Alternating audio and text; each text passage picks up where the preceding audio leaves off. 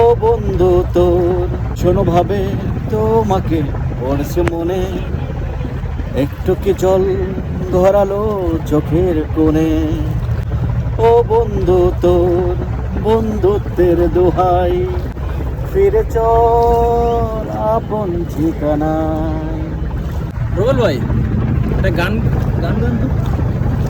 এই মুহূর্তে তো নৌকার মধ্যে বসে আছি, আসলে গান মনে আসতেছে না, তো একটা গানে মনে আসতেছে, ভীষণভাবে তোমাকে পড়ছে মনে, একটু কি জল ধরালো চোখের কোণে। ও বন্ধু তোর বন্ধুত্বের দোহাই, ফিরে চল আপন ঠিকানায়।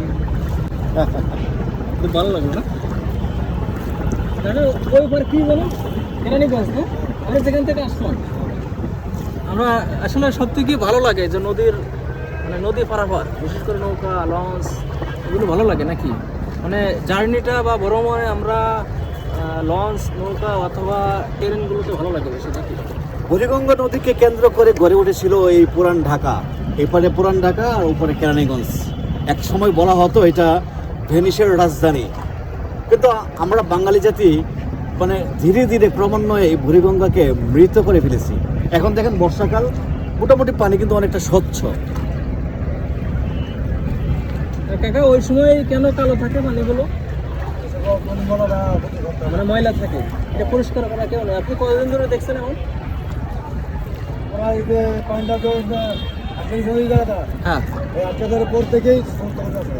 মানে আপনি কতদিন ধরে এখানে নৌকা চালান? 45 বছর।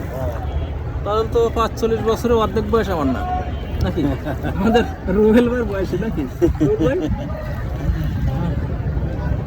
থাকেন কোথায়?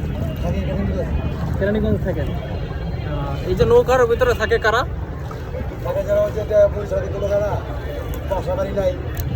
যাদের বাসা বাড়ি নাই তারা থাকে।